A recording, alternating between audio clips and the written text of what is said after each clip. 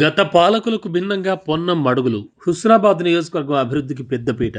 విద్య, వైద్యంపై ప్రత్యేక శ్రద్ధ పెట్టిన ప్రభాకర్. కరీంనగర్ హుస్నాబాద్ రహదారికి 77 కోట్లు. హుస్నాబాద్ను పర్యాటక ప్రాంతంగా మార్చడంపై ఫోకస్.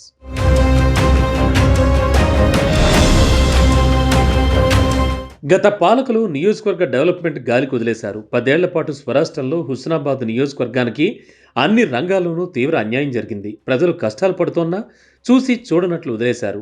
నియోజకవర్గ అభివృద్ధిని పట్టించుకోకుండా సొంత జేబులు నింపుకునేందుకు ప్రాధాన్యత ఇచ్చారు. కానీ కాలచక్రం గిర్రున తిరిగింది. స్వరాష్ట్రం సిద్ధించిన 10 ఏళ్ల తర్వాత హుస్నాబాద్ నియోజకవర్గ ప్రజలకు అభివృద్ధి అంటే ఏంటో కళ్ల ముందు కనిపిస్తోంది.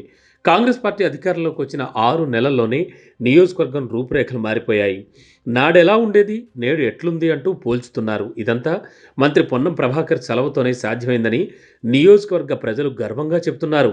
బీఆర్ఎస్ పాలనకు కాంగ్రెస్ పాలనకు ఎంతో తేడా ఉందని కళ్లకు కట్టినట్లుగా వివరిస్తున్నారు.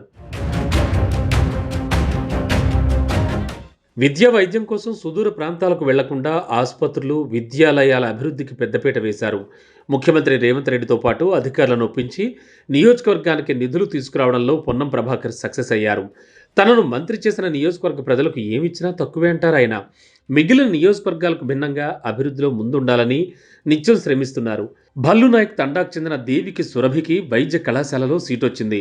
అమ్మాయి కుటుంబం ఫీజు కట్టలేక ఇబ్బంది పడుతుండడంతో అనుచరుల ద్వారా విషయాన్ని తెలుసుకున్నారు. సురభి కుటుంబాన్ని ఇంటికి పిలిపించి అమ్మాయి కుటుంబానికి ధైర్యం చెప్పారు. ₹1,50,000 ఆర్థిక సాయం చేశారు. ఇలా ఎంతో మందికి మూడో వ్యక్తికి తెలియకుండా సాయం చేశారు మంత్రి పొన్నం.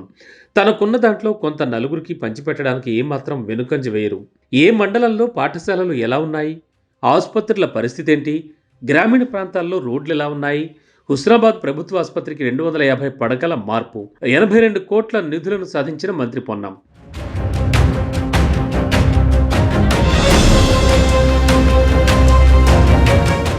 ఎన్నికల ప్రచారంలోనే ఏ మండలంలో పాఠశాలలు ఎలా ఉన్నాయి, ఆసుపత్రుల పరిస్థితులేమిటి, గ్రామీణ ప్రాంతాల్లో రోడ్లు ఎలా ఉన్నాయి, ఇలాంటి అంశాలను తెలుసుకున్నారు.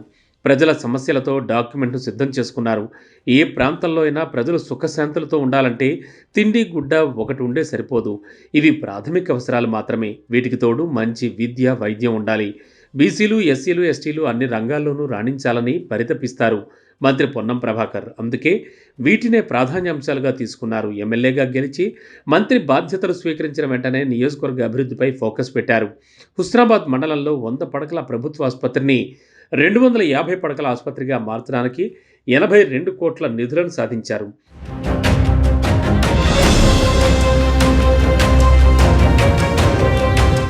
₹150 కోట్లతో 4 లేన్ రోడ్ల నిర్మాణానికి ప్రతిపాదనలు. కరీంనగర్ హుస్నాబాద్ 4 లేన్ రోడ్డుకు 77.20 కోట్లు. ప్రజల ఇళ్లకు ఎక్కువ నష్టం జరగకుండా బైపాస్ రోడ్ల నిర్మాణం. మొదటి ప్యాకేజీలో 77.20 కోట్లు, రెండో ప్యాకేజీలో 80 కోట్లతో పనులు.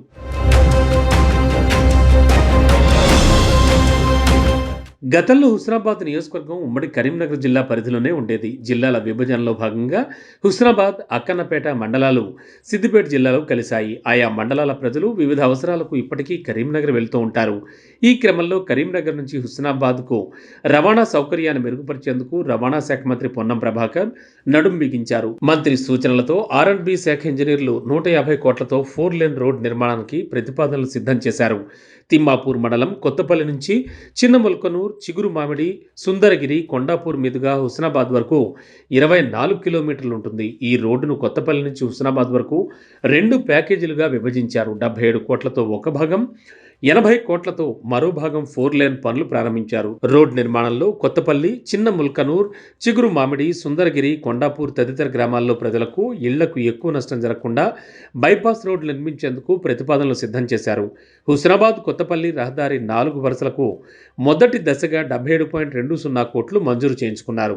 అక్కన్నపేటలో 80 ఎకరాల్లో ఇండస్ట్రియల్ పార్క్ ఏర్పాటు, టూరిజం హబ్, ఎల్లమ్మ చెరువు అభివృద్ధికి 37 కోట్లు, గౌరవెల్లి ప్రాజెక్టు కాలువల నిర్మాణానికి 431 కోట్ల నిధులు. ఇక అక్కన్నపేట మండల కేంద్రంలో టీజీఐఐసి ద్వారా 80 ఎకరాల ప్రభుత్వ స్థలాల్లో ఇండస్ట్రియల్ పార్కును ఏర్పాటు చేయడం, హుస్నాబాద్కు అంతర్జాతీయ స్థాయిలో young India integrated residential complex సాధించారు మంత్రి పొన్నం.